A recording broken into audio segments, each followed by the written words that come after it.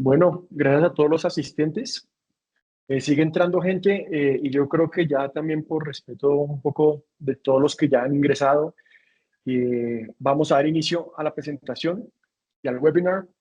Eh, bueno, antes que nada, muchas gracias a todos por la asistencia.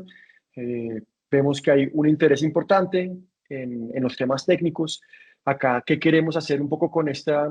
La idea de nosotros en SSI a nivel LATAM, queremos hacer una serie de webinars a donde hacemos, digamos que hablamos de conceptos técnicos que tenemos en los diferentes equipos que nosotros vendemos y ofrecemos, un poco para que la gente conozca de los detalles técnicos que a veces no se tienen en cuenta a la hora de dimensionar o usar para las plantas de aguas residuales. Puntualmente, acá en MBR, bueno, en los webinars, la idea es que sean cortos. Tampoco sabemos que no es fácil sacarle el tiempo a estos eventos, entonces que sean cortos. Queremos como que darles una cosa, si tienen algunas preguntas, obviamente vamos a tener una sesión de preguntas al final del webinar y si quedan con preguntas o dudas adicionales, pues van a quedar con nuestros contactos. Más o menos tenemos el cronograma, una presentación de 30 a 40 minutos y después una sesión de preguntas. Si tienen preguntas, hay un botón en la parte de arriba de preguntas donde la idea es que las vayan anotando y las podemos ya atender al final del webinar. No queremos hacerlo durante la presentación, que a mí normalmente me gusta mucho porque la hace muy activa, pero es más por el tema del tiempo, para poder facilitar y que sea muy eficiente, digamos, el tema de la presentación. Bueno, entonces ya damos con eso inicio. Voy a presentar la Cinda Mendizábal del equipo de procesos.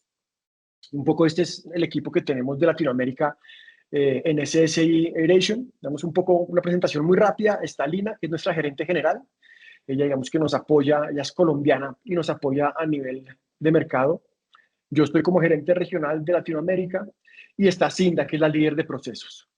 Cindar va a ser la que se va a encargar de hacer el webinar, donde nos va a repasar todos los temas técnicos que tenemos pensados explicarles el día de hoy.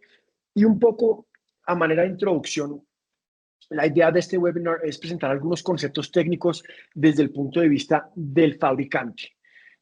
Encontramos mucha información en la literatura, sin embargo, la información de MBBR normalmente es muy general.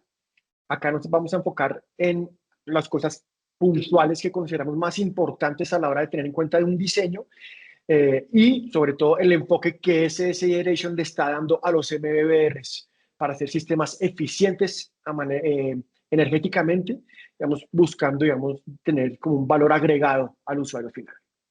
Entonces, bueno, sin más tiempo, acá ya presento a Cinda para que ella ya arranque el webinar. ¿Me escuchan? Ya. Sí.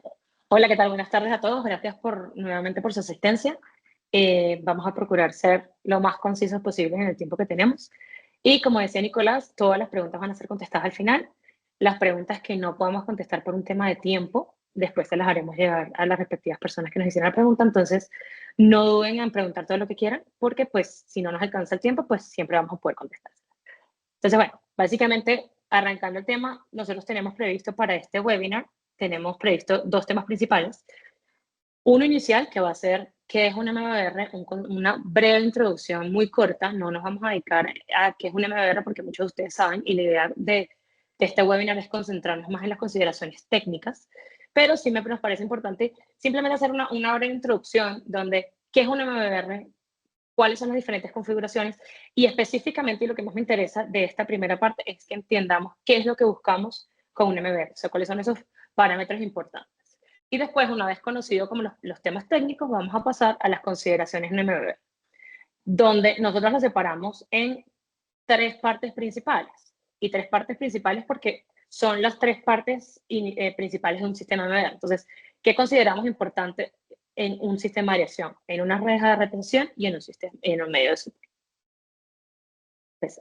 Entonces, básicamente, los MBR son sistemas de tratamiento de aguas residuales que nos van a permitir, a través de un biofilm, degradar la materia orgánica y otros contaminantes que puedan estar en esas aguas, ¿correcto?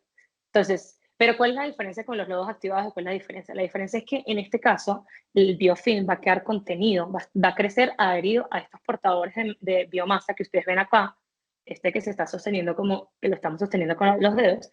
Y la idea es que la biomasa crezca dentro de ese portador y ese portador se va a quedar retenido dentro del tanque, aumentando la biomasa dentro del tanque y haciendo que sean sistemas altamente eficientes.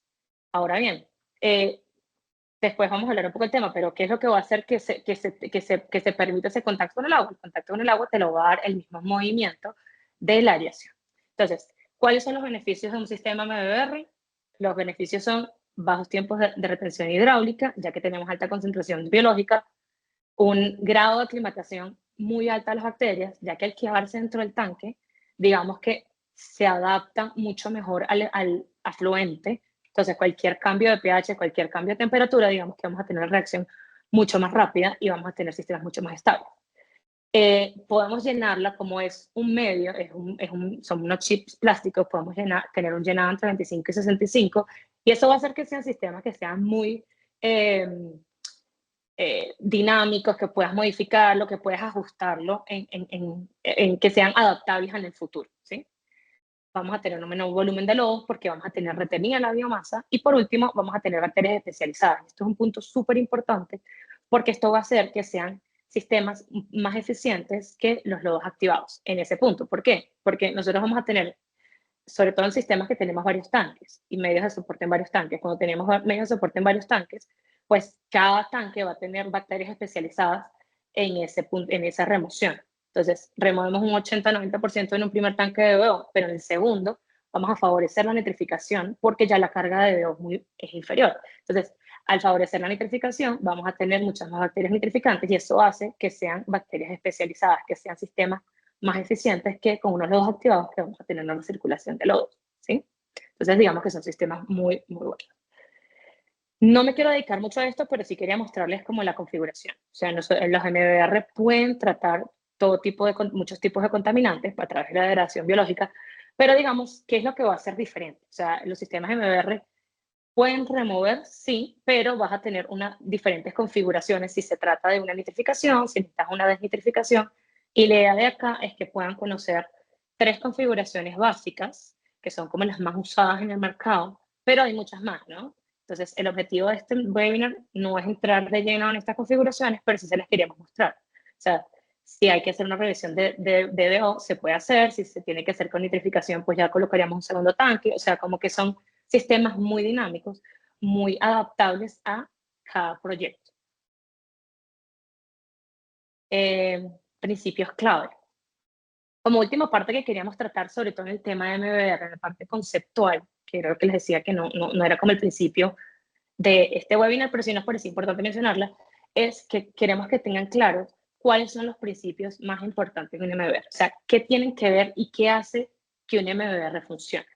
Básicamente hay 3 puntos para SSI que son muy importantes y es que tengamos una biopelícula sana, porque al final es una biopelícula sana es la que te va a llevar el proceso de remoción, la que va a hacer esa reducción de contaminantes y de materia orgánica. Entonces, si tú no tienes una biopelícula sana, no va a haber una película adherida a los medios de soporte, se te va a ir del tanque y bajas la eficiencia.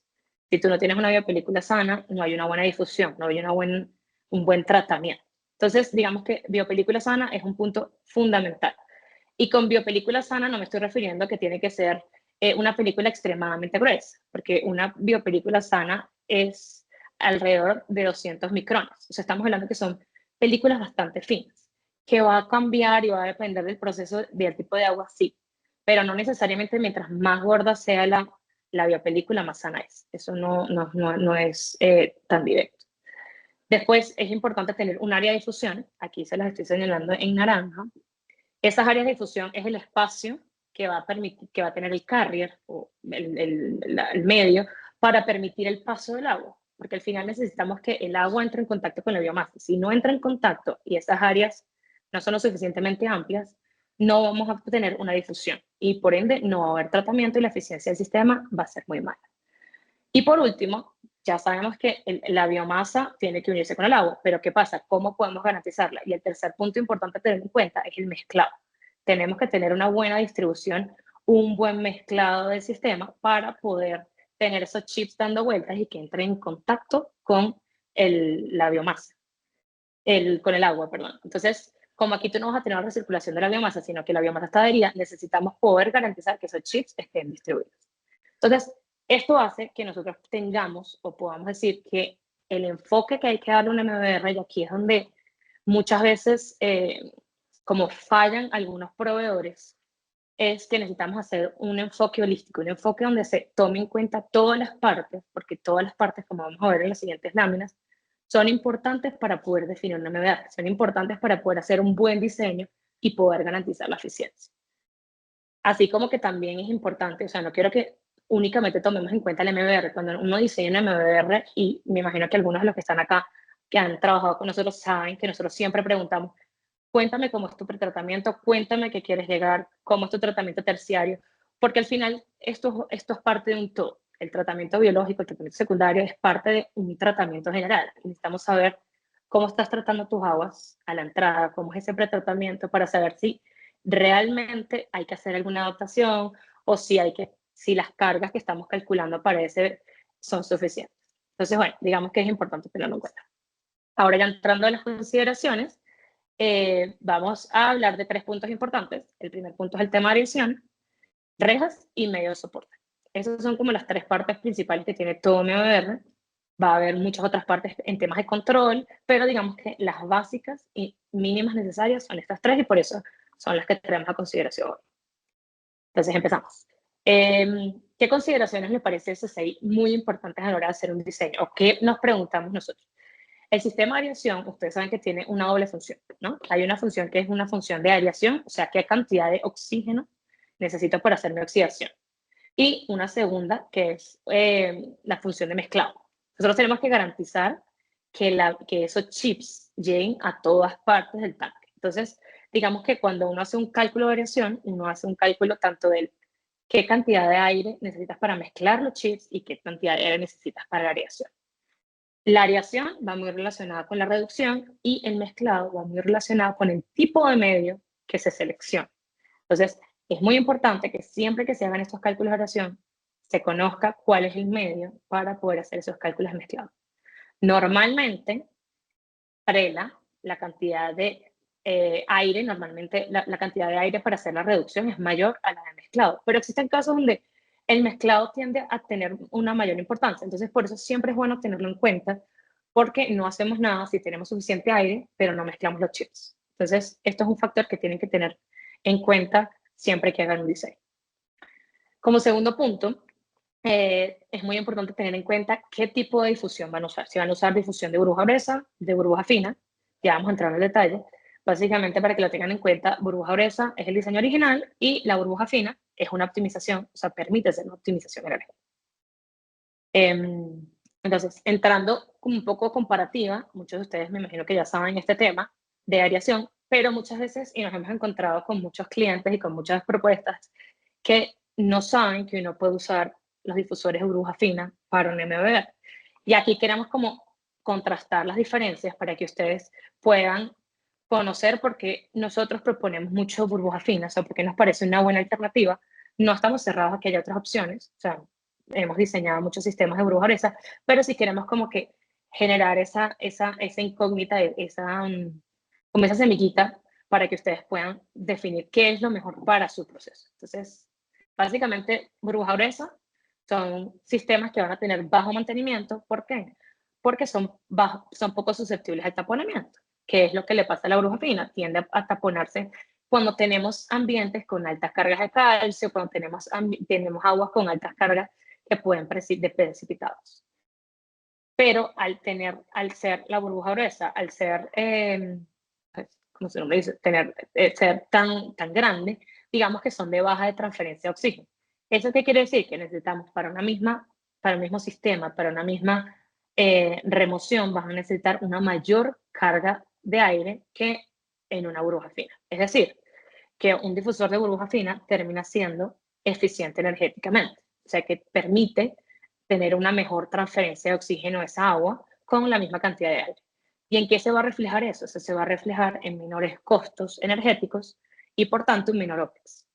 Entonces, Este es un punto sumamente importante porque muchas veces consideramos únicamente mantenimiento, pero también hay que considerar que los costos energéticos de un difusor de burbuja fina son mucho más bajos que un difusor de burbuja gruesa. Y al final, esos costos energéticos terminan siendo un 70-80% de los costos del OPEX en una planta. Entonces, es muy importante tenerlo en cuenta.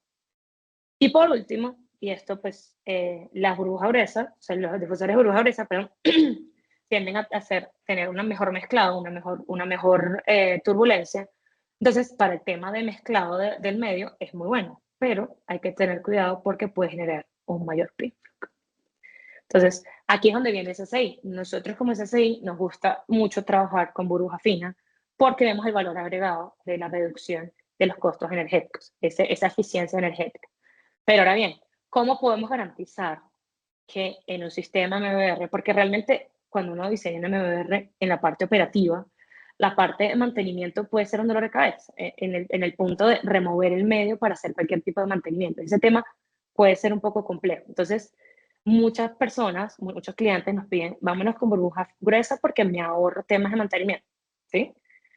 Pero resulta que nosotros podemos trabajar, o sea, el reto de la burbuja fina para evitar taponamiento, ¿cómo lo ve SSI? SSI tiene un enfoque muy particular y es que eh, utilizando membranas especiales como la de PTFE, que es una membrana teflonada, y perforaciones de 2 milímetros en vez de 1, que es la tradicional de burbuja fina, nosotros podemos garantizar una reducción del taponamiento. Podemos garantizar que es una burbuja que es intermedia, que tiene las ventajas de la burbuja fina porque son altamente eficientes energéticamente, pero que no tiende a taponarse tan fácilmente. Adicionalmente, la membrana, que es esta gris que ustedes están viendo acá, permite que todo lo que pueda precipitar sobre ella se deslice y no quede taponando los orificios del difusor. Entonces, digamos que hay formas de mitigar esos problemas de la burbuja fina y SCI, pues por eso la promueve, porque considera que es importante esa eficiencia. Ahora bien, no es que estamos cerrados a la burbuja fina. Nosotros aquí pueden ver, hemos instalado burbuja gruesa, burbuja fina, porque ambos sistemas funcionan. Lo que queremos es como romper un poquito esos esquemas de que únicamente se puede con burbuja gruesa, porque no.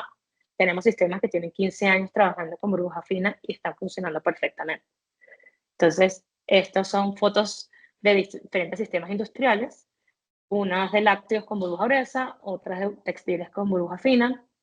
Aquí tenemos 3 sistemas más domésticos y de cosméticos, donde se usa burbuja fina. ¿De qué va a depender al final? Nosotros nos gusta la burbuja fina, sí, pero queremos también escucharlo. O sea, muchas veces nos damos cuenta que hay países donde el tema energético no es un problema, sino que la mano de obra es lo caro. Entonces, pues se hacen recomendaciones y escuchándolos a ustedes, haciendo un diseño que sea lo más adecuado para ustedes, pues instalan burbujas de esas. Al final no, esto no son camisas de fuerza, la idea es que hagamos un diseño donde todos estemos tranquilos, donde todos estemos confiados que se puede lograr la mejor. Entonces, era simplemente como para poder mostrar la consideración. Listo, ahora, como segundo punto, están las rejas de retención. Aquí hay una foto de las rejas de retención.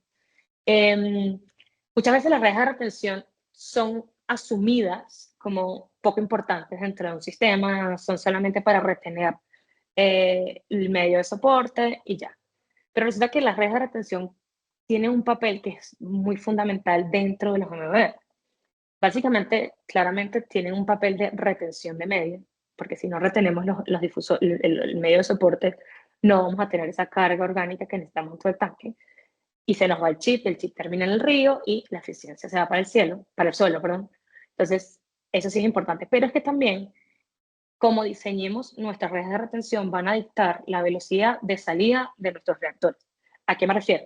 La velocidad de salida a que va de un tanque a otro puede alterar un poco el sistema MBR. Si nosotros diseñamos con una velocidad extremadamente alta de salida, es decir, con unos agujeros muy pequeños, podemos generar un rompimiento de floc o podemos generar también una acumulación de medio a la salida. O sea, no se me está mezclando al medio, se me está rompiendo el floc. Vas a generar un sistema que es poco eficiente. Entonces, las redes de retención son importantes. tenerlas en cuenta cuando se haga un diseño. Pues lo que decía, todo es parte como de una unidad. ¿Qué recomendamos nosotros? Nosotros recomendamos siempre trabajar en acero inoxidable. ¿Por qué? Porque si trabajamos en otros materiales y se nos llega a romper, estaríamos perdiendo el medio. Además necesitamos que sean materiales muy robustos. Entonces, acero inoxidable es un tema que no se debería cambiar para este tipo de trabajos. Como tercer punto, ¿qué es importante tener en cuenta? Nosotros, SCI dimensiona las redes de retención basadas en tres puntos principales. Primero es el tamaño del medio. ¿Por qué? Porque no queremos que el medio ni se escape ni se quede atorado dentro de las rejas. Entonces, trabajamos con una relación de 2/3 de la dimensión más pequeña del medio para evitar ese taponamiento. Segundo, trabajamos con caudal pico, o sea, con flujo pico, para evitar overflow del tanque, que se pierda los portadores. Y tercero, trabajamos con una tasa de carga hidráulica menor a 55. Después, una vez que ya tengan como el diseño, es importante tener en cuenta que existen varios tipos de formas de hacer estas redes de retención. Entonces, no sé si pueden ver aquí, este que está aquí arriba, este es un tubo perforado. El de acá abajo, este que está a la derecha es como una malla, no sé muy bien, pero es como era una malla como cuadradita. Y la tercera opción, o la forma de poder hacerlo, es como lo hacemos nosotros, que es como un wedge wire. Es un alambre de acero inoxidable que da vueltas a lo largo del cilindro. ¿Qué ventajas tiene o qué es lo que hay que mirar cuando se decida cuál es el tipo? Lo que tenemos que fijarnos en este detalle es qué tanta apertura nos va a dejar, o sea, qué tantos son esas ranuras que nos va a dejar la reja, porque ese espacio de las ranuras es lo que nos va a definir la velocidad de salida del tanque, del agua. Entonces, siempre hay que tener muy, muy presente que mientras normalmente los perforados son más sencillos de conseguir, tienden a tener un área de apertura menor que los alambres o que los mediados. Entonces, siempre tengan en cuenta que tenemos que tener una apertura lo suficientemente grande. Recomendable que la apertura sea mayor del 70%, ¿sí? Para que tengan una buena velocidad. Otro factor importante es la geometría. Pueden ver aquí diferentes fotos. Normalmente nosotros nos gusta trabajar con cilíndricas, pero también las hay cuadradas, las hay como placa. ¿Qué ventaja tiene la cilíndrica? Que evitas la acumulación de medio arriba de la reja, que pasa mucho con lo de los cubos. Muchas veces vamos a plantas y nos damos cuenta que el medio se queda acumulado sobre la reja de retención, y si se queda acumulado ahí, estamos perdiendo eficiencia. Y si la hacemos plana, o sea, como una placa, que claramente pues, es una forma factible de hacerlo, resulta que estas placas tienden a acumular biomasa porque es mucho más difícil limpiarlas. ¿A qué me refiero? Normalmente las rejas de retención se autolimpian de cierta manera con la misma aireación. Cuando son placas, a veces es complicado que se autolimpien ellas mismas y puede presentar taponamiento. De hecho, justamente esta imagen que ustedes ven aquí abajo te presentaba un taponamiento y también estaba mal diseñada la reja. Tenía como muchos factores, pero digamos que sí se veía que no estaba muy funcional. Entonces, la recomendación siempre va a ser, para SCI, siempre vamos a usar cilíndricas porque nos parece que es la forma más óptima del proceso. Y por último, para no extendernos acá, y esto es algo muy importante que se toma muy pocas veces en cuenta cuando se hacen los diseños de las rejas de retención, es el cribado, el orificio de la reja en el cribado.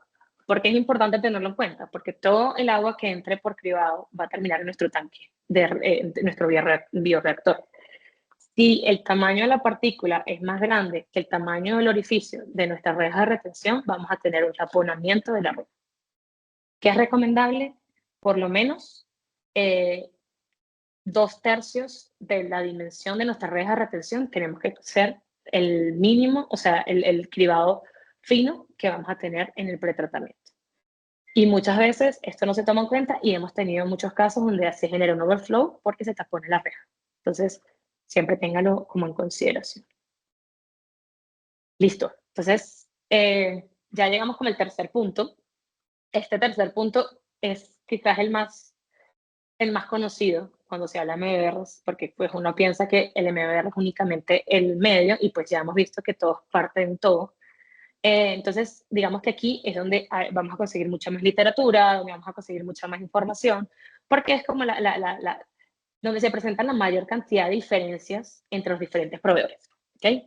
Justamente aquí en la foto, ustedes pueden ver diferentes tipos de proveedores, diferentes tipos de productos. Todas las imágenes que ustedes ven aquí, todos estos medios que están ahí, son medios que están en el mercado que se usan para MBB. ¿Okay? Me gustaría que los vieran, que los tocaran, pero claramente pues, es imposible. Pero la diferencia fundamental va a estar en los materiales, va a estar en la superficie protegida, o sea, la forma de cada uno de los medios. Entonces, bueno, nosotros, o sea, CCI con su equipo de procesos, digamos que identificó 3 puntos claves para considerar a la hora de definir o decidir un medio de soporte, que son la resistencia, la gravedad específica y la superficie protegida. Ahora vamos a ver cada uno de ellos para que vean a qué nos referimos y qué consideramos importante tener en cuenta en cada uno de estos puntos. Entonces, ¿por qué la resistencia del material es importante? Porque al final la resistencia del material es lo que te va a dar la estabilidad del medio de soporte. Si nosotros tenemos un medio de soporte que colapsa, o sea, que pierde la forma, vamos a el agua no pasa a través de él y perdemos lo que es la difusión, o sea, perdemos ese contacto del agua con la biomasa. Pero si por el contrario se pierde la forma y se rompe, pues vas a perder la biomasa.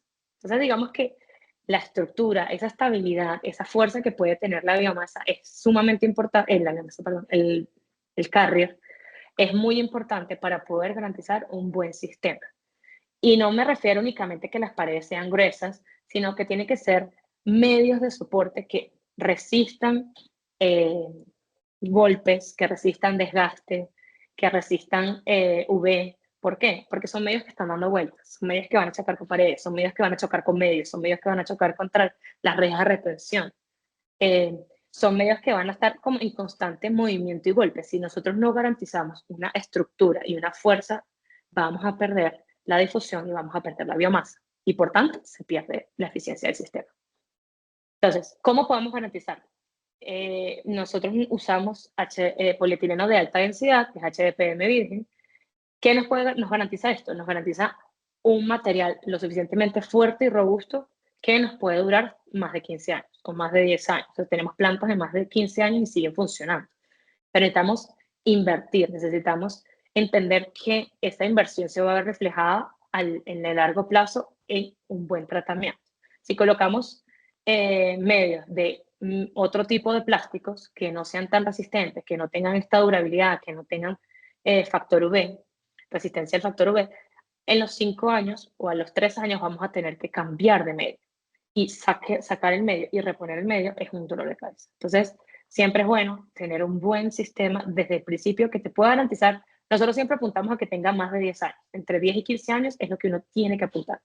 Y sin cambio de medio, ¿sí? Eso es sumamente importante. Como segundo punto está la gravedad específica. La gravedad específica es una propiedad de estos materiales. Nosotros hemos conseguido que el punto óptimo de la gravedad específica es en punto 94, punto 96. ¿Por qué? Porque ese punto es el que requiere la menor energía para poder fluidizar de cierta manera a esos carriers para que estén en todo el tanque. Necesitamos garantizar una buena mezcla para que sea eficiente el proceso. Entonces, ustedes tienen que estar siempre, va a estar en constante movimiento y la forma de garantizarlo es que sea lo más parecido al agua. Y cuando tenemos entre punto 94 y punto 96, digamos que es la forma más óptima de hacerlo. ¿Qué es importante aquí? Y esto es lo que queríamos enfatizar. Nosotros necesitamos prestar mucha atención. O sea, cuando tenemos HDPM virgen, estamos dentro de ese punto 94, punto 96. Pero ¿qué pasa? Muchas veces, por ser diferente, por venir de diferentes plásticos o tener diferentes fabricaciones, podemos tener medios que puedan tener gravedades específicas un poquito distintas. Entonces aquí la recomendación en este punto específico es siempre tener un control de calidad con el fabricante, que el fabricante les pueda garantizar que lo que están usando es HDPE virgen o el material que ustedes consideren, idealmente entre el punto 94 y el punto 96 para poder garantizar este mezclado, porque si no van a tener un sistema que no es tan eficiente o van a sobreairear en la mezcla o les va a faltar aire. Entonces, bueno, supremamente importante. Y por último, y este lo dejamos de último porque es quizás el punto más crítico, el punto que más va a diferir entre un medio y otro, y es la superficie protegida y el espacio abierto. Digamos que la superficie protegida del espacio abierto es lo que nos va a permitir garantizar la difusión y, por tanto, la eficiencia del proceso. ¿A qué nos referimos con la superficie protegida? Esa es el área interna, donde se va a llevar a cabo, donde se va a adherir la biomasa. Entonces, necesitamos poder garantizar que ese espacio sea lo suficientemente cómodo, pero que también tenga lo suficiente espacio para poder haber un intercambio, para que el agua pase a través de él y que pueda haber esa difusión. Entonces, digamos que este es el punto que le permite a todos los diseñadores hacer los cálculos de qué cantidad de medio necesitas y qué cantidad y cuáles van a ser los tamaños de los tanques. Entonces, digamos que este es el punto clave en el diseño. Y aquí me toca entrar un poquito en temas técnicos, como decía Nicolás, nos va a tocar, porque para poder explicar cómo poder diferenciar un poquito los diferentes medios. Entonces, imagino que muchos de ustedes ya conocerán lo que es el SALR, que es básicamente la tasa de carga superficial del sistema. Entonces, ese SLR es lo que me va a decir qué tanta remoción voy a tener en el sistema. Pero, como pueden ver, eso va a ir relacionado con, va a ser la carga de contaminante entre el área protegida. Entonces, esa área protegida es lo que me va a decir que va a ir de la mano con qué tipo de medio puedo usar, o sea, cuál es el medio que yo voy a usar. Entonces, pero ahora viene un punto que es muy importante y es cómo calculamos ese ALR, esa tasa de carga. Para nosotros nos gusta no trabajar con el SALR, nos gusta trabajar con el SARR, que es básicamente lo mismo que el SALR, pero es la tasa de remoción superficial, que es lo que realmente va a pasar en tu proceso. Es decir, no es la carga total, es cuánto necesito remover en mi tanque, en mi sistema, para poder garantizar eso. Entonces, existen muchas formas en libros, ustedes llegan y hay mucha bibliografía, van a conseguir en internet muchos papers. Cada proyecto o cada sistema va a tener un SALR, que es una tasa de carga relacionado con cada sistema.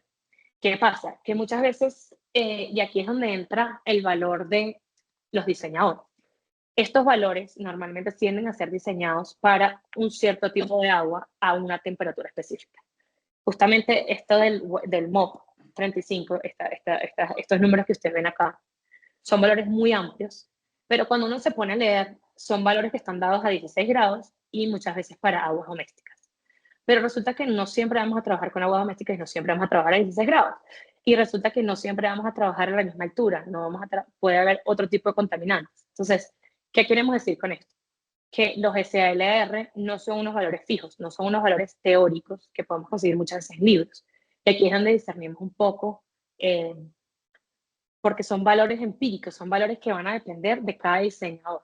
Porque cada diseñador, lo que les hablaba, tenemos que tomar en cuenta todo el sistema, tenemos que tomar en cuenta desde la geometría del sistema hasta si va a haber depredación, si es biodegradable el sistema, si tenemos toxinas, cómo es la alcalinidad, cómo es el pH, si tenemos grasas. O sea, tenemos que tener un todo porque el tener un mal pretratamiento nos va a afectar el SLR.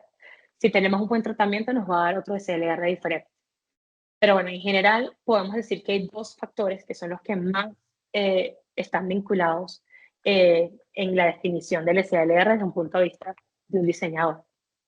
Y van a ser la temperatura y el tipo de proceso. La temperatura, simplemente porque estamos hablando de que son bacterias, son microorganismos que tienen cinéticos, que van a tener una reproducción. Entonces, mientras más caliente sea, vamos a tener una mayor reproducción, vamos a tener una mayor actividad cinética de estos microorganismos y, por tanto, van a consumir más los contaminantes.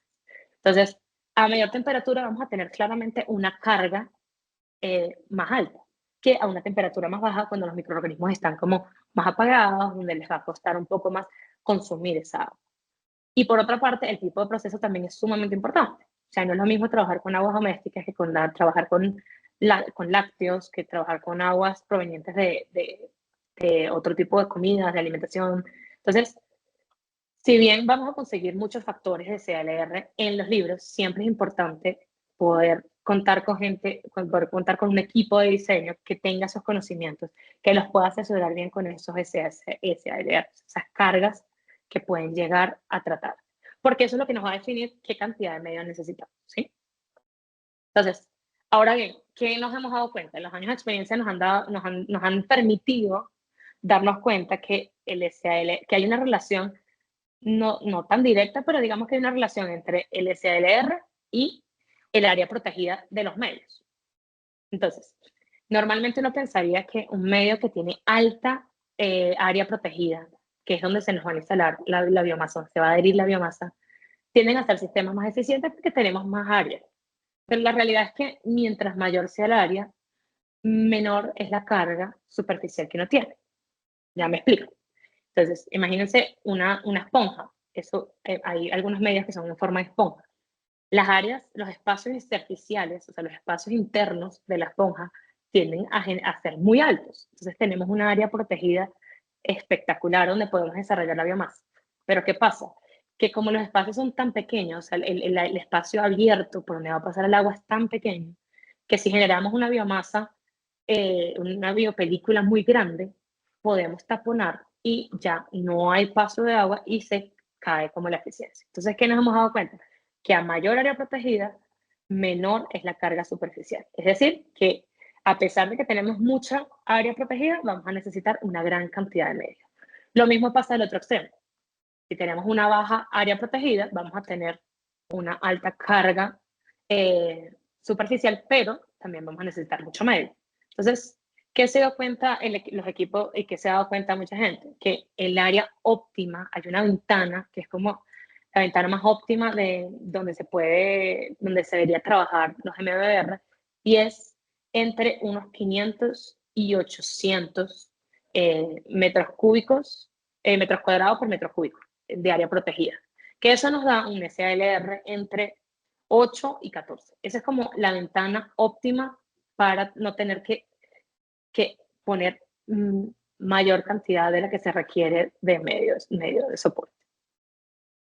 Entonces, dicho esto, que es muy importante y que queremos que se lleven de acá. Queremos que se lleven que el medio de soporte es único. Cada medio y cada diseñador va a poder hacer su diseño en base a un medio. Entonces, no es tan sencillo como decir que un metro cúbico de un medio es exactamente igual a los otros, porque ya vimos que el área protegida es diferente y por tanto, y también el SALR del proceso es diferente. Cada SALR de proyecto está calculado para relacionarse con un tipo de medio.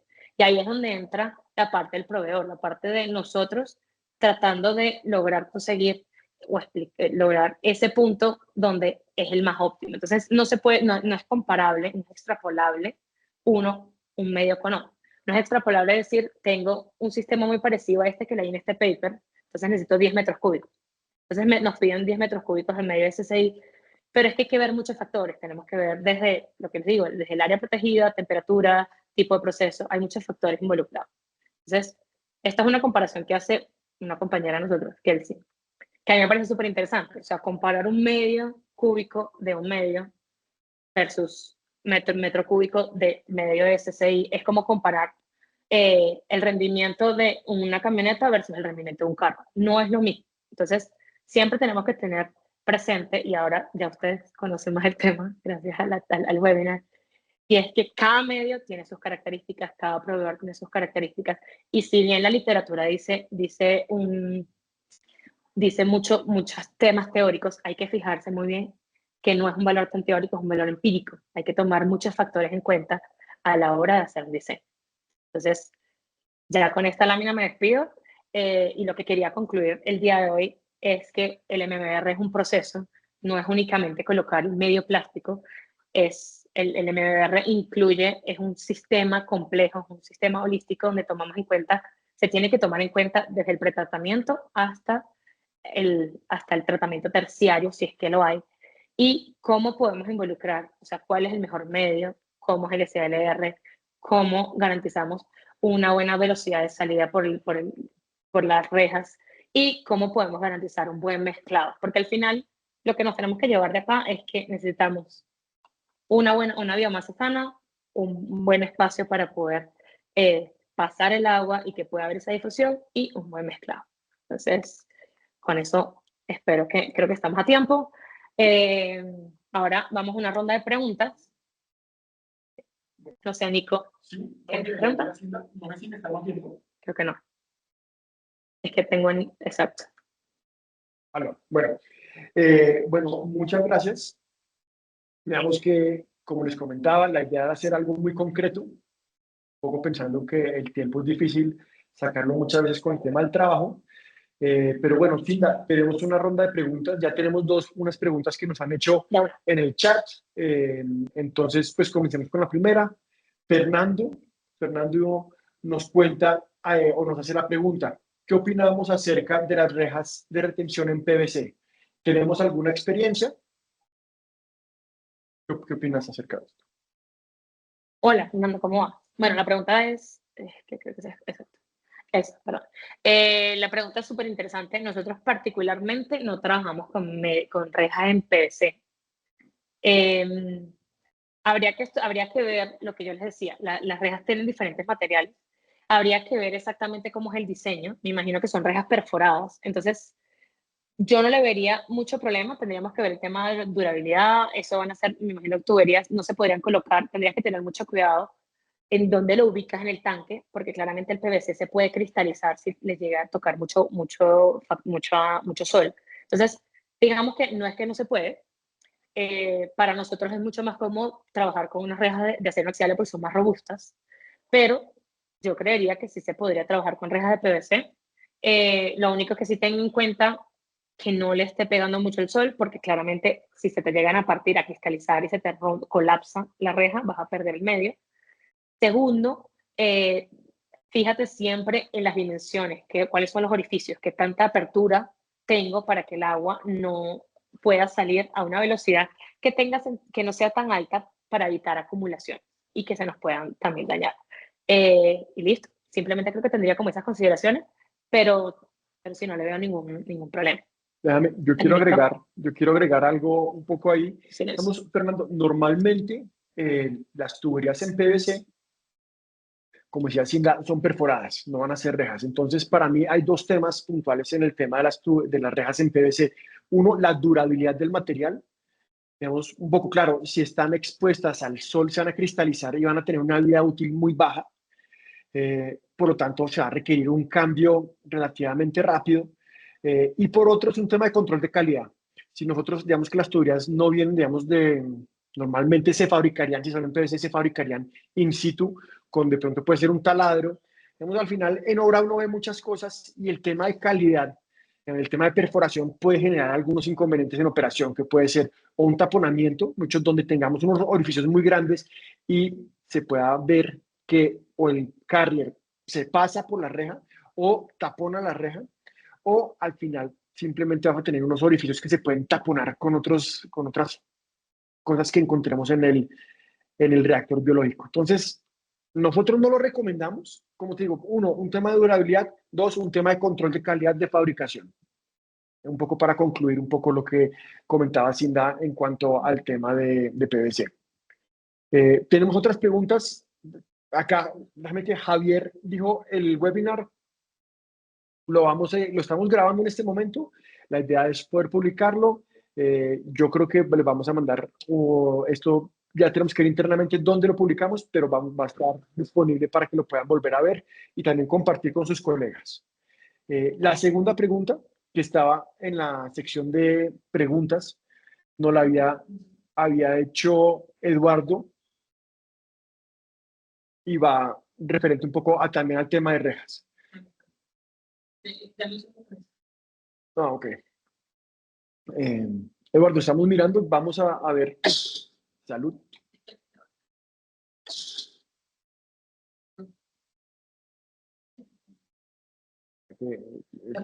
Tenemos acá un tema, no, que problema logístico porque ya estamos resolviendo. Tú me dirás. Si quieres, no. Ok, bueno, vamos a... Bueno, entonces voy a ir con las otras preguntas. Creo que voy a comenzar con las del chat y después con las que tenemos en la zona de preguntas. La idea no es que nos podamos, que se pierdan. Acá tenemos uno de Osvaldo. Osvaldo dice, buen día. Que si tienen dos tanques de MBR conectados entre sí, las rejas de retención deben ir en los dos tanques. Es decir, listo, perfecto, Osvaldo. A ver, en teoría sí, Osvaldo, digamos que uno pondría una reja tanto de un tanque como del otro, para que al final evitar que se muevan. O mejor dicho, te la pongo de otra forma. En teoría no. Tú solamente deberías poner una reja en la salida, que es hacia donde el flujo va a llevar los carriers, ¿cierto? Ahora, ¿qué hemos visto en la práctica? Que es bueno poner muchas veces en el otro lado, porque a pesar de que el flujo no va a ir de un lado para otro, en el movimiento y en la mezcla se pueden meter en las tuberías. Esto, veamos, en temas de proceso no va a tener un impacto, pero sí puede taponar la reja, puede tener algunas complicaciones en la reja, en la parte interna de la reja taponándola. Entonces, sí hemos visto que normalmente cuando tienen dos tanques pegados, se juntan o es recomendable tener dos rejas al lado y lado. Ahora, también lo decimos, hemos visto casos donde tenemos las rejas, solamente una reja, y no ha habido inconveniente. Digamos que, fíjate que también puedes tener, dependiendo de la forma de conexión, teníamos justo unos clientes en Argentina que querían hacer cambio por temas de mantenimiento el flujo de agua y por lo tanto tener las dos rejas puede ser interesante y puede ser una buena práctica.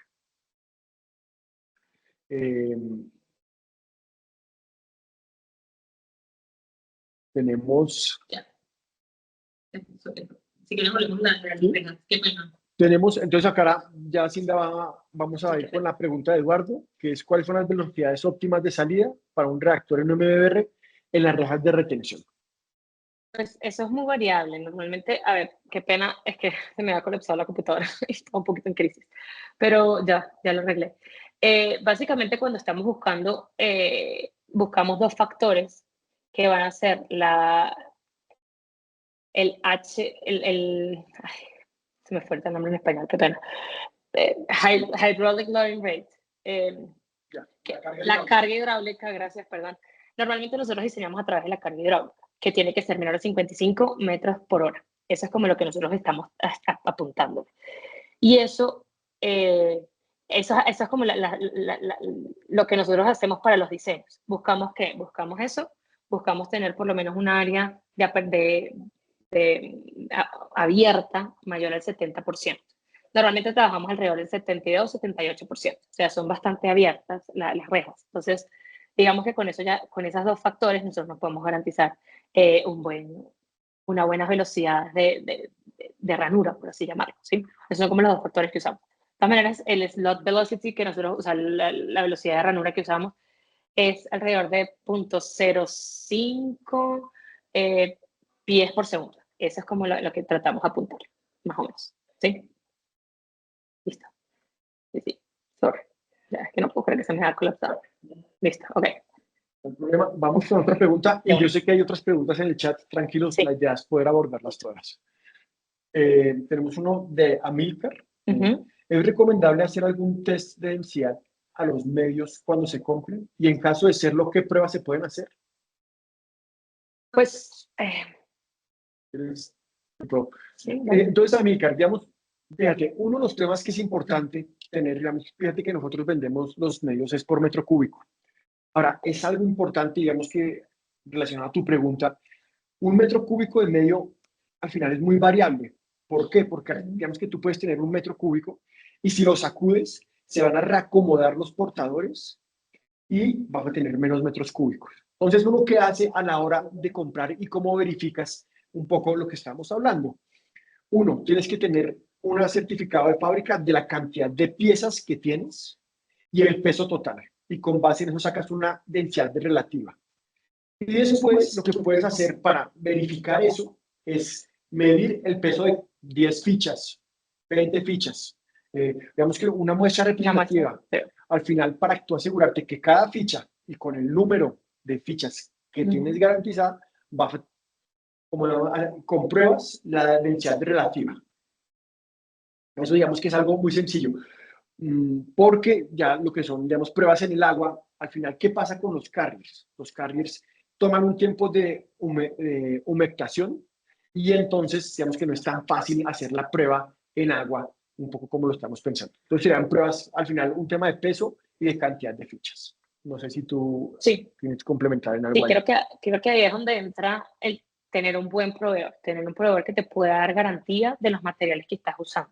Siempre es normal tener una variación, pero tiene que ser una variación no tan, no, o sea, que esté dentro del mismo rango, dentro de la misma ventana que ustedes quieren. Entonces, siempre busquen proveedores que les puedan garantizar los materiales, que tengan un control de calidad exhaustivo por Big Bags, porque claramente esos son extrusiones que, o sea, se colocan los pellets y eso va saliendo como si fuera muy rápido. Entonces tienes que haber una forma de garantizar, la forma de garantizar los piezas certificados, donde se toma, como dice Nico, se toma una muestra y se hacen unas evaluaciones a esa muestra significativa, donde se ve que no solamente vamos a ver el material, sino también vamos a ver que la forma sea la correcta, o sea, que las dimensiones estén bien, ¿okay? Dentro de más o menos un margen. Siempre, al ser procesos industriales, siempre hay que un margen de error, pero siempre tienen que garantizarles a ustedes. Y la forma de garantizarles es tener un proveedor que les muestre esa calidad.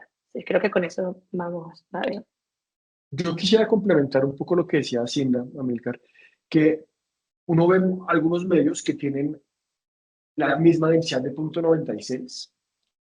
Ahora, nosotros en nuestros medios buscamos que tengan un mínimo de plástico. ¿Para qué? Para que sean duros y agua y tengan más tiempo. Por tanto, otra prueba que pueden hacer, porque hemos tenido clientes que me dicen, oiga, pero tenemos estos medios que son iguales a los de ustedes, pero a la hora de tocarlos y sentirlos, Sí. uno intenta espicharlos y ahí encuentra también la diferencia. Hay medios que pueden tener una gravedad específica de 0,96 como la que tenemos nosotros, pero si tú los espichas, sientes que son un plástico y se pueden deformar muy fácilmente. Al final eso va a tener un impacto en la durabilidad del medio y va a tocar cambiarlo en un corto plazo. Claro, y ahí viene también el tema de que el diseñador tiene un cálculo específico de cómo son las paredes, de cuál es la cantidad mínima de plástico que tiene que ver para evitar esos colapsos. Porque si puedes tener lo que dice Nico, puedes tener un medio de HPM virgen que tenga la misma forma, pero si no tiene una estructura interna, o sea, en las paredes lo suficientemente gruesa, sea robusto, es lo que les decía antes, que vamos a perder la eficiencia del sistema porque perdemos difusión, porque colapsa o se nos rompe. Entonces, siempre antes de comprar un medio, traten de tocarlos, si es posible, traten o ver, aunque sea las características, que no sea, que sí, leemos HDPM virgen, leemos que tiene la densidad, pero también es importante lo que dice Nico, poder garantizar que estructuralmente sean resistentes. Entonces, hay muchas pruebas que se hacen, y de hecho, una de las pruebas es muy chistoso, que se colocan big bags unos encima de otros y después se abren para ver si realmente son resistentes. Entonces, digamos que existen muchas pruebas que se pueden hacer, pero bueno, puede ser tema de otro, de otro webinar. Mira, Ajá. hay otra pregunta de Nayeli Chiplote. ¿Cuáles son los parámetros recomendados a la entrada de un MBBR y cuál sería la relación entre la carga de DBO y la generación de lodos? Ok, a ver, entonces, los parámetros recomendados de entrada, eso no los hablamos porque pues no era el tema de este webinar, podemos hacer un webinar relacionado más con operación, pero básicamente la entrada es muy parecida a unos lodos activados. O sea, tú eh, vas a necesitar típica la temperatura que esté entre unos 5 y unos 35 grados, pero es por tema de las bacterias, necesitas un pH neutro, necesitas tener por cada 100 kilogramos de DBO, necesitas por lo menos entre 5 de nitrógeno y 3 de fósforo aproximadamente. O sea, estos son como parámetros generales, ¿sí? Pero que sí es sumamente importante para un MBR necesitas una carga de grasas menor a 30 ppm. 30 ppm, bueno, todos los valores que les voy a dar son valores que son específicos para nuestro medio. Claramente, cuando se habla de medios que tengan quizás áreas superficiales más altas, que quizás tengan que sean como esas, que sean más como espuma, que tengan internamente sean como tenga como más espacio, quizás van a tener otros requerimientos, pero para los medios de nosotros que están entre 500 y 800 metros cuadrados por metro cúbico, nosotros recomendamos tener unas cargas de grasas y aceites menores a 30, unas alcalinidad de menor a 300. ¿Qué más le podemos decir? Esos son como los dos factores generales que podemos hablar. ¿Y por qué es importante? La alcalinidad, claramente porque puede taponarte el medio, se puede precipitar y puede taponar lo que son los difusores. Entonces, siempre recomendamos tratar de estar a los 300 para poder mantenerlos fluidizados, o sea, diluido, por así decirlo, toda la alcalinidad. Y las grasas, no es porque me vayan a dañar el sistema, pero ellas van a como van a estar en el medio, van a empezar a ubicarse dentro de nuestros portadores. Y lo que pasa es que empiezan a quitarle espacio a la biomasa. Entonces, si tú empiezas a tener acumulaciones de grasas, empiezas a perder eficiencia porque no tienes sitio donde ubicar la biomasa, o se empiezan a taponar muy rápidamente los portadores. Adicionalmente, al tener grasas, tú vas a tener una demanda de oxígeno. Entonces, digamos que lo que tú tenías calculado como cantidad de aire, vas a tener una fracción que se te va a ir para esa oxidación de grasa. Y digamos que vas a tener un sistema que va a perder eficiencia. Entonces, la recomendación con los MBR, además de todos los factores, es tener un control de grasas, tener un control de alcalinidad y lo que les decía antes, que era el tamaño de la partícula. Es importante que las partículas, o sea, el cribado fino que se haga en el pretratamiento sea lo suficientemente fino para poder pasar por las venas de retención. Esos serían como mis comentarios. Ok, tenemos otra pregunta también de Amílcar. Dice, ¿qué tan recomendable es hacer una pequeña planta piloto para conocer el SALR, digamos, óptimo en aguas industriales? Eso sería espectacular. O sea, creo que ese es el sueño de nosotros, siempre poder hacer plantas piloto.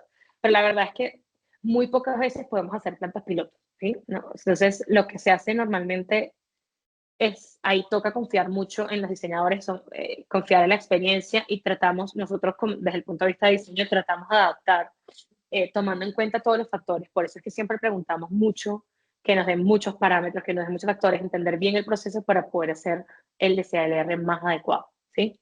Pero claramente ideal sería poder hacer una planta piloto. De hecho, hemos hecho unas 2 o 3 plantas pilotos que claramente ayudan a confirmar o ajustar los SLR, que al final lo puedes terminar haciendo en campo, ojo, ¿no? O sea, no es lo más recomendado, pero uno puede hacer un diseño y lo vas trabajando y a medida que vas haciendo como todo el desarrollo del proyecto, tú podrías, si es necesario, añadir medio para bajar un poquito el SALR o remover medio para subir el SALR. No debería ser la lógica, o sea, debería ser con el diseño, pero pasa muchas veces que lo que se diseña no es lo que se tiene en realidad, o sea, los valores de diseño difieren un poco. Entonces, ha pasado que toca ajustar ese SALR en la marcha de cierta manera, ¿sí? Porque muchas veces, y ustedes lo saben, muchas veces los valores que nos dan no son siempre los reales. Entonces, se puede hacer una planta piloto ideal, si no, en el día a día el MBR también nos permite hacer ciertos ajustes al remover o añadirle. Creo que ahí te dejo eso. Ok, ahora entramos ya a la parte del chat. Yo sé que ya estamos sobre el tiempo. La idea es de seguir y poder responder todas las preguntas. Entendemos si hay gente que se tenga que desconectar por temas de tiempo. La idea es, como les decía, responder las preguntas y vamos a grabar la sesión para compartirlas con ustedes. Entonces, seguimos con la pregunta de Oscar Franco. Dice, respecto a reactores rectangulares, ¿qué relación largo-ancho es recomendable? Lo anterior para que exista una buena distribución de área en los carriles. Ok, esa es una buena pregunta. Normalmente nosotros recomendamos una relación máxima de 2:1, o sea, ideal 1:1, o sea, tener reactores cuadrados. Si ya toca hacer los rectangulares, nosotros tratamos de que sea máximo 2:1, con contadas excepciones, 2.5 largo, 1 ancho. ¿Por qué? ¿Qué pasa? Que cuando uno empieza a tener tanques extremadamente largos, el mismo agua vamos a generar como un canal. Entonces vamos a tener una acumulación de medio hacia la salida, que no queremos, porque queremos garantizar que haya una buena distribución a lo largo del tanque. Entonces, siempre traten de hacer un diseño donde esté 1:1, máximo 2:1, quedarnos en ese rango, vamos a estar bien, ¿sí?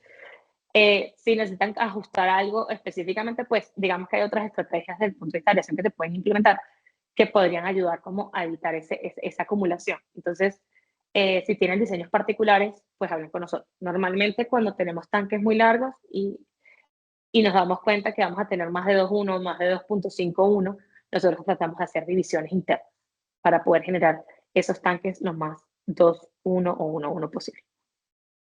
Perfecto. Bueno, Cinda, mira, Manuel pregunta, ¿se sugiere la burbuja gruesa para MBR, entre otros motivos, para evitar la obstrucción del medio plástico?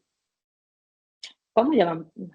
O sea, que el medio plástico tapone. No, que si, digamos, que si se recomienda tener difusores de burbuja gruesa, más que por los difusores, para evitar la obstrucción del medio plástico.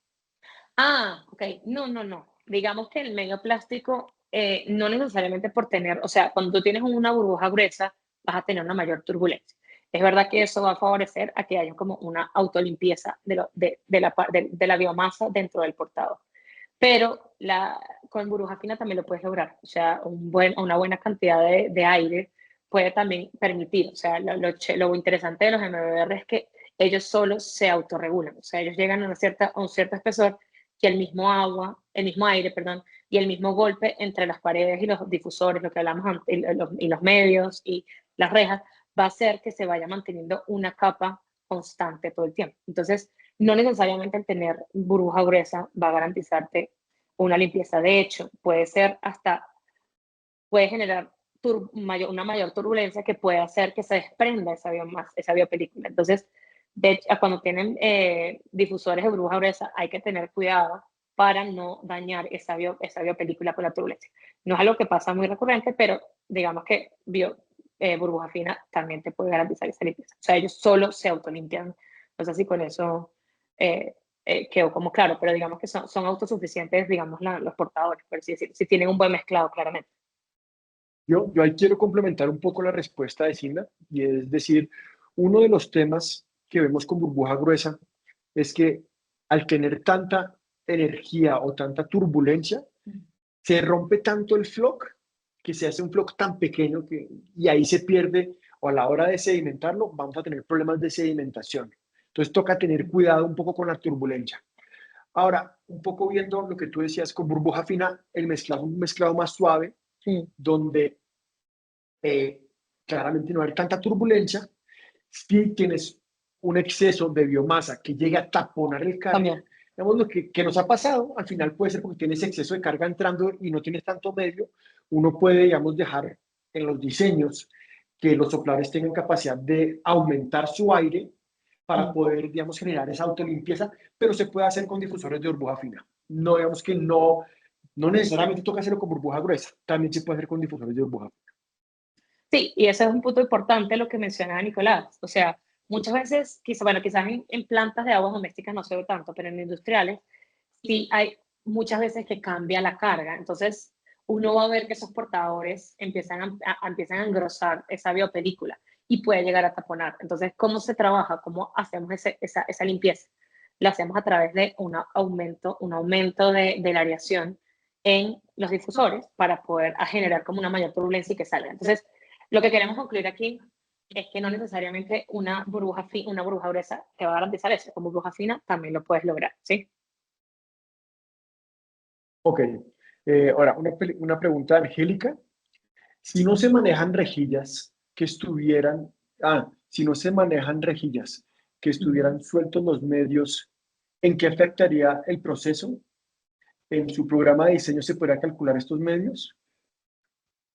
No, o sea, si no tenemos rejas de retención a la salida, vamos a perder los medios y por tanto no hay proceso, porque acuérdense que en el medio es que está la biomasa. Entonces, digamos que si no ponemos las rejas, o sea, no ponemos ese tope que permita mantener concentrado los medios dentro del tanque, los tendríamos en los sedimentadores y posiblemente los tengamos en los ríos, que pasa mucho cuando se rompen y uno los termina consiguiendo en los ríos. Entonces, digamos que el proceso va a continuar, el proceso no para porque no tengas el medio.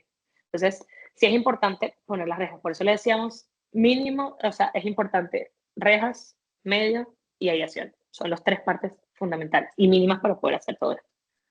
Angélica, de todas maneras, si no respondimos tu Sí, pregunta exacto. porque de pronto no la entendimos del todo bien, mándanos otra pregunta por el chat y vemos cómo te la podemos responder. Sí, total. O nos escribes directamente a los correos electrónicos de nosotros y sin problema te llevo. Bueno, una pregunta de Jan. Para el caso de nodos activados convencionales, además de la DBO, se suele calcular la reducción de sólidos suspendidos totales. ¿Cómo es el caso de MBBR con respecto a la reducción de sólidos suspendidos totales? En este caso, como la biomasa está adherida, nosotros no tenemos que hacer ningún tipo de cálculo. Básicamente no hay que hacer ningún, es un sistema que es muy sencillo de mantener. Se lo están preguntando, me imagino, será la de lodos, todo este tema. Con los MBR no hace falta hacer este tipo de cálculos. Simplemente lo que necesitas es mucha observación y eso es algo que pues, nos gustaría hacer en otro webinar, como cuáles son los factores específicos para ver un mantenimiento, para mantener un control adecuado de MMBR, o sea, cómo saber que está funcionando bien. Y la verdad es que no existe ningún tipo de control como este, simplemente es una observación, ver que está funcionando el proceso y es más ver que tengamos una biomasa, que no se esté deteriorando, que esté bien aireado, que todo esté homogéneo, que haya una buena distribución. No sé si te gustaría complementarlo. Sí, digamos acá un poco pensando en un MBR convencional, digamos que acá tenemos Sí, el MBR exacto. convencional y IFAS. Un IFAS va a ser muy similar a los activados convencionales. En un MBR convencional, digamos que no asumimos que haya pérdida o reducción de sólidos suspendidos. Más, y vienen unas preguntas más abajo, la DBO Sí. se nos va a convertir en sólidos suspendidos, entonces es más, va a haber hasta un aumento. En nuestros cálculos asumimos, y acá viene una de las preguntas que hay de abajo, un factor de conversión de 0.4, reducción de DBO a sólidos suspendidos. Entonces, por tanto, va a haber más un aumento que un factor de reducción. Seguimos. Hay una pregunta de Osvaldo Vélez. Buen día. Si se tienen dos tanques MBBR conectados entre sí, las rejas... Ah, no, esta ya la respondí. Ya se la No, contestaste, esta sí, ya la sí, ya respondí. está. Ok, tenemos otra pregunta de Víctor Sánchez. Buenas tardes. ¿Qué tan favorable es la recirculación por airlift en un MBBR? Acá yo te hago la pregunta, digamos que normalmente la recirculación, a ver, ¿qué tipos de recirculaciones tenemos? ¿O por qué queremos una recirculación? Si queremos una recirculación, normalmente es para tener una remoción de nitrógeno, ¿cierto? O, y es un buen punto, creo que allá iba Cinda, o queremos aumentar la eficiencia del sistema. Esta recirculación tú la puedes hacer por dos lados, o la puedes hacer en un RAS, como un sistema de lodos activados convencional, por parte del lodo, o puedes tener una recirculación adicional en la parte de agua, la parte de agua o el efluente, que le va a fallar a cabeza del proceso. Por airlift, digamos que yo no lo recomendaría. Ahora, no significa que no funcione, pero creo que es mucho más confiable tener un sistema de bombeo. Y si lo haces, digamos que al final, si tienes un sistema de bombeo en un RAS, obviamente yo creo que airlift va a haber un chance alto de taponamiento y en una recirculación en el efluente va a ser con una bomba pequeña que tampoco te va ni costar mucho a nivel de capas, ni va a generar o tener unos costos operativos muy altos. Entonces, nosotros no la recomendaríamos, ahora no significa que no pueda funcionar para Víctor. Tenemos acá otra pregunta de Manuel, que viene de los carriers de nosotros que vendemos, ¿cuál es el área superficial? El área superficial que nosotros manejamos es entre 575, o sea, digamos que tenemos tres modelos. Tenemos uno de 575, uno de 600 y uno de 770, manteniéndonos en lo que les digo, la ventana, ¿sí?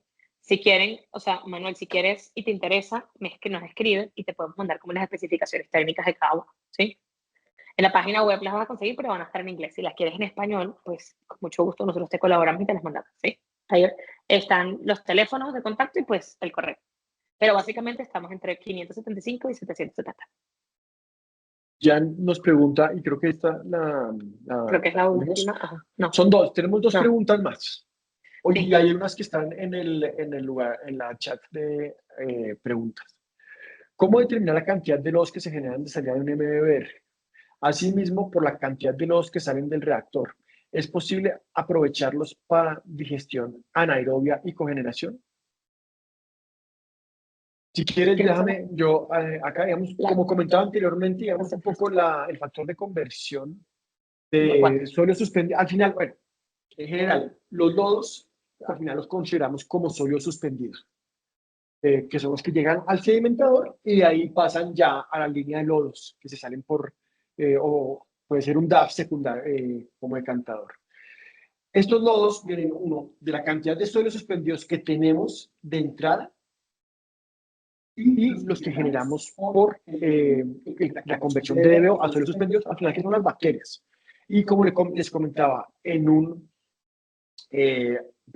pregunta anterior, el factor de conversión que nosotros tenemos o que usamos de manera general es de 0.4. Normalmente, digamos ya a nivel teórico, esto puede variar entre 0.2 y 0.4 para cálculos teóricos. Nos gusta irnos por el 0.4 para un poco estar sobre seguro de la cantidad de lodos que se produce. Y que si se pueden aprovechar para digestión anaeróbica, claro que sí. Al final, esos son como unos lodos de lodos activados que tú lo puedes, obviamente, tocar, espesarlos para tener una alta concentración y ya llevarlos a un digestor anaeróbico donde se puedan generar las condiciones adecuadas para generar el metano. Vale, creo que nos quedan dos preguntas y creo que para no excedernos, porque ya, o sea, no, que no queremos como abusar también del tiempo. Tenemos una pregunta de Ávila, en Medellín, perdón. ¿El oxígeno disuelto en qué rango debe estar? ¿Y qué pasa si está por encima de los niveles máximos? A ver, el oxígeno disuelto en los MBR es muy parecido a los lodos activados. Cuando, dependiendo del proceso que tú tengas, vas a tener entre 2 y 3.5, 4. ¿De qué va a depender? Si tenemos únicamente reducción de materia orgánica, o sea, reducción de DBO, vamos a tratar de estar alrededor de los 2, 2.5, dependiendo de qué tanto tiempo, de cómo está el tiempo, cómo sea el proceso, pero normalmente estamos entre 2, 2.5, podríamos llegar a 3.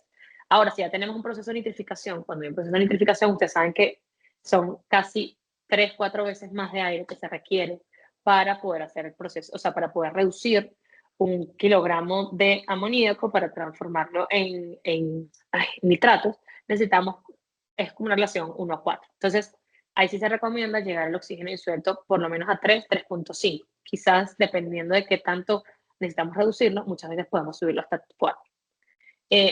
Es importante, el oxígeno disuelto, pues ahí te lo dejo en ese rango, que es importante tener en cuenta. Y eso nos pasa mucho cuando vamos a revisar como los sistemas que a veces no están funcionando, los llamamos, mira, se nos dañó el sistema. Muchas veces por tratar de mantener un rango extremadamente alto, tendemos a sobrepasar el rango de los difusores. ¿Verdad? Los difusores tienen un rango de operación. Y muchas veces, y ahí es donde hay que tener mucho cuidado, por tratar de lograr un objetivo de oxígeno disuelto, saltamos esos rangos y tendemos a dañar los difusores. Entonces, tiene que ir de la mano el diseño del difusor con el oxígeno disuelto que ustedes desean o que se considera para ese proceso. Entonces, siempre es importante tomarlo en cuenta.